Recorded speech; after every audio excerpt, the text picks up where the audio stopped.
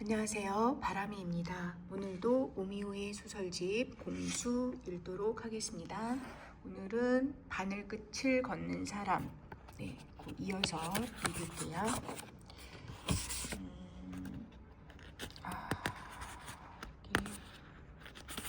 여기였을까요? 모친의 막연했던 우려가 현실이 된 것은 실장 명찰을 왼쪽 가슴팍에 떡하니 달고 채 한 달이 되지 않았을 무렵이었다. 어느 날 아침 눈을 떠보니 나는 범죄자가 돼 있었다. 제목은 강간치상. 모친이 비싼 변호사를 2명이나 썼고 잘잘못을 떠나 무조건 싹싹 빌면서 거액의 합의금을 물고 합의를 했으니 망정이지, 모친이 없었고 돈이 없었더라면 그대로 교도소로 끌려가 수년을 썩을 뻔했던 아찔했던 사건이었다. 그 당시 내가 근무하고 있던 참치횟집은 대부분 참치횟집이 그렇듯이 실장 2명, 한 명은 사장이었음, 실장 2명과 실장 보조 1명이 회를 뜨고 있는 도마 바로 앞으로 3-4명이 앉아 먹을 수 있는 바가 있었다. 사건이 발생하기 한 달 전부터 내가 작업을 하는 도마 바로 앞쪽 바에 앉아 초밥과 히레사케를 주문해 먹던 40대 초중반계 여자가 자주 들렀었다. 그 여자는 가게가 번잡해지기 전 초저녁 무렵에 와서 똑같은 메뉴를 주문하고 별도로 가방에서 2만 원을 꺼내 내게만 따로 건네주었다. 나는 감사함의 표시로 고급 부위로만 초밥을 짓고 금가루 뿌린 회를 몇 점 더 얹어 내주었다.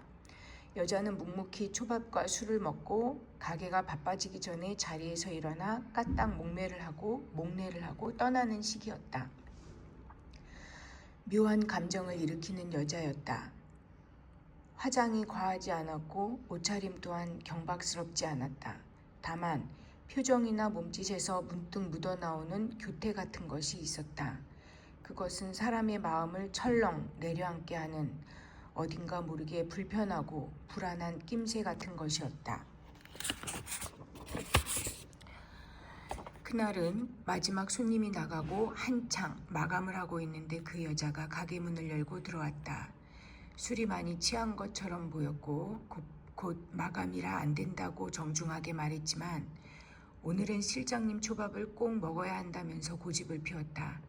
단골이기도 했지만 올 때마다 2만 원씩 따로 챙겨주었던 정리가 있어 재차 거절하기가 어려웠다.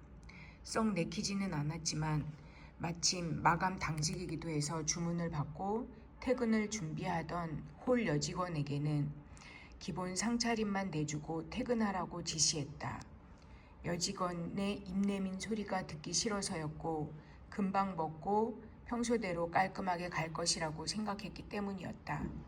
그러나 그 여자는 꼭 먹어야겠다던 초밥은 먹는 둥 마는 둥 하고 술만 몇 모금 더 마시더니 그대로 인사불성이 됐다. 전작이 과한 모양이라고 생각하고 쓰러진 여자를 부축해 택시를 태워 보내기 위해 집을 물어봤지만 여자는 나의 목을 잡아 끌며 모텔로 가자는 말만 반복했다. 할 수 없이 대충 가게 마감을 하고 완전히 축 처진 여자를 업고 가까운 모텔로 들어가 방을 잡아주었다. 간신히 방에 눕히고 돌아서는데 여자가 와락 달려들었다. 뒤쪽에서 나의 허리춤을 껴안은 여자는 콧소리가 섞인 신음소리를 내며 애원했다. 사랑해줘. 오랫동안 좋아했어.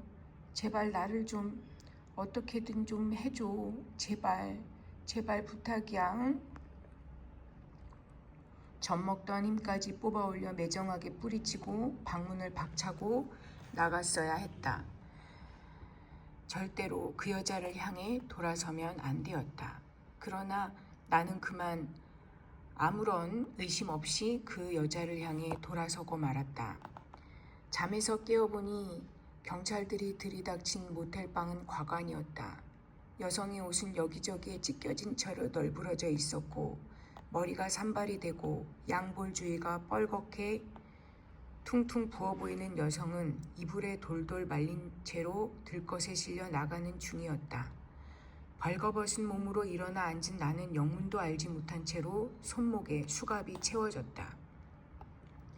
모친 말로는 꽃뱀 사기단에 당한 것이라며 혀를 찢찢 찼다. 욕이 절로 나왔다. 그간 쓸 데가 없어 모으기만 했던 돈은 모친의 쌈짓돈까지 얹어 고스란히 사라졌고 나는 천하의 잡놈으로 빨간 낙인이 찍혔다. 참고 인내하고 버티었던 시간들까지도 모조리 부서져 쏟아져 내렸다. 귀한 아들 노래를 불러서 그랬나. 총각딱지도 참 거나하게 뗐다. 모치는 깔깔 웃었다. 구치소를 나와 근처 공원 벤치에 앉아 모친이 건네준 생두부를 한 입 베어 물었을 때였다. 화가 나서 고개를 들었더니 소리는 웃는 소리인데 모친의 얼굴에는 눈물이 흐르고 있었다. 모친은 너무 웃겨 눈물이 다 난다면서 한참을 더 깔깔 웃었다. 나는 말없이 검정 비닐봉지에 담겼던 두부 한 모를 우적우적 씹어가며 다 먹었다. 태어나서 그렇게 서걱거리는 두부는 처음이었다. 그 사건 이후로도 일도 일이지만 무엇보다 사람이 무서웠다. 도무지 시간을 밀고 앞으로 나아갈 수가 없었다. 종일 벼룩시장과 같은 구인 구직 정보지를 펼쳐놓고 이리저리 들여다보다 밥을 먹었고 밥을 양껏 먹고 나면 배가 불러 또 양껏 잠을 잤다. 자다가 일어나 다시 정보지를 들여다봤지만 마땅히 하고 싶은 일도 해야 할 이유도 찾지 못한 채로 금세 어둠이 닥쳤고 TV 채널을 이리저리 돌리다 보면 또 자정이 넘었다. 자정이 넘으면 라면을 몇 개 삶아 먹고 다시 잠을 청했다. 흐르지 않는 시간 속에 갇혀 발버둥조차 칠 수 없는 나날이었지만 그러한 와중에도 세월은 흘러갔다. 무심한 그 세월 속에서 나는 나이를 먹었고 모치는 늙어갔다. 동네 어르신들의 권유로 짬짬이 이런저런 일을 시도해보기는 했다. 보일러 수리, 타일 시공, 이삿짐 나르기 같은 일들. 그러나 어김없이 사소한 사고나 진저리를 치게 하는 사건이 터졌고 마지막으로 도전했던 용접 일을 배우던 도중 결국은 그 모든 희망을 포기하기에 이르렀다. 왼쪽 팔과 가슴팍으로 폭발하듯이 튀어오른 불꽃에 대여 6개월이나 병원 신세를 져야 했기 때문이다. 병간호를 하던 모치는 전보다 자주 깔깔 웃었다. 결국은 산소 영접을 하다가 가스관 호수에 튄 불꽃이 빚은 화상 참사를 마지막으로 나는 나의 삶을 인정하기로 결심했다. 식충이로서의 삶을 말이다. 발버둥 치지 않으니 고단하지 않았다. 그리고 통증도 서서히 무뎌졌다. 팥죽 장사로 가게 문 옆 빈 공간에 자리를 내주었던 2층집 구멍가게를 통째로 사들일 만큼 가게를 키워낸 모친이었지만 아무리 일손이 부족해도 아들인 나를 부리는 일은 없었다. 혼자 고생하는 모친이 짠해 돕겠다고 나설 때마다 모친은 한사코 손을 내저었다. 이건 내 일이니 네 볼일 보라 는 식이었다. 못난 식충이 아들이지만 그래도 아들인데 저렇게까지 기대한 점이 없을까 싶어 섭섭한 적이 없었을까. 그럴 때마다 모치는 그저 살아있으면 된다. 잘 먹으면 된다. 안 아프면 된다라고만 말했다. 나는 모친의 말대로 다만 살아있으면 되었고 잘 먹으면 되었고 아프지 않으면 되었다. 그러면 된 것이다. 그래서 나는 완벽했다. 모친의 아들이니까 이대로 완벽할 수도 있는 것이다. 그날이 동지가 막 지나고 한창 추울 때였다. 네 아버지가 그날 일하러 나갈 시간인데도 일어나질 못하더구나. 이불을 머리 끝까지 끌어올려 덮고는 오늘만 일을 좀 쉬고 싶다고 하더라고. 한 번도 그런 적이 없는 양반인데 그런 양반한테 내가 냅다 한다는 말이 쉬고 싶다고 다 쉬면 이 구질구질한 동네 뜰 수나 있겠냐. 자식이 커나가는데 창피하지도 않냐라며 입에서 나오는 대로 퍼부어댔다. 너는 그 전날부터 열이 펄펄 끓어 숨을 학학대고 있지. 날만 새면 너를 들쳐업고 병원으로 가야 할 판인데 병원비가 얼마나 나올지도 모르겠고 집에서 소일삼아 했던 전자부품 조립 할당량까지 밀려 있었다. 신경이 바늘처럼 바짝 곤드서서 날뛰는데 제어가 안 되더라고. 네 아버지가 무겁게 몸을 일으키고는 열 곳이 빈 네 얼굴을 말없이 바라보다가 살아야지 우리 아들 하더구나. 들릴 듯 말 듯한 목소리였지만 분명히 들었다. 그게 네 아버지가 뱉은 마지막 말이었어.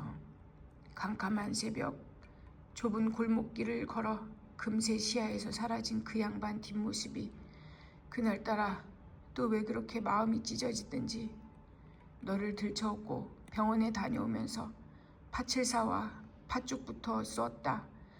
평소 술도 안 하고 말수도 적던 양반이 그 며칠 전부터 동짓날 팥죽도 안 했냐면서 팥죽 타령을 했는데 하필이면 그날 또 그렇게 맛있게 썼지 뭐냐. 너는 병원에서 처방해준 해열제를 먹고 한숨 푹 자더니만 방긋 일어나 앉아 설탕을 넣어 비빈 식은 팥죽 한 그릇을 뚝딱 비워냈지. 그 즈음일 거야. 현장에서 달려온 사람한테 소식을 받은 게 네 아버지가 건물 난간을 혼자 걸어가는데 꼭 옆에서 누가 민 것처럼 아탈 사이도 없이 아래로 뚝 떨어졌다는 거야. 뒤에서 걷던 동료가 보기에 꼭 그랬다는 거야. 높지도 않은 2층 높이였는데 하필이면 그 아래 쌓아놓은 벽돌 모서리에 머리가 찍혀 그 자리에서 즉사했다고 하더구나. 팥죽을 쓰던 모친의 솥단지가 놓여있던 자리에는 유려하게 빛나는 황동색 거대한 높은 음자리표 조형물이 설치됐다. 도시환경 정비 사업으로 아파트 대단지가 들어서면서 다닥다닥 들어찼던 판잣집도 모친의 2층 집도 허물어져 사라진 지 오래다. 나는 높은 음자리표 조형물 앞에 서서 바람의 결에 따라 능소화가 지고 있는 어딘지 모를 그 공간을 홀린 듯이 바라보았다. 다만 그렇게 오랫동안 서 있었다. 마침내 북상하는 태풍의 영향권에 들었는지 바람이 세차지고 있었다. 그때 문득 오랫동안 귓가에 맴돌던 무당의 마지막 말이 꽂히듯 심장으로 와서 박힌다. 바늘 끝에 스스로를 세우고 걷는다는 것은 자매가 아니라 지옥이야. 발버둥 칠수록 그 자리에서 더 깊이 박혀갈 뿐이지. 그 고통의 심줄을 던져버리지 않는 한 그 지옥에서 단 한 발짝도 벗어날 수가 없어. 네, 감사합니다.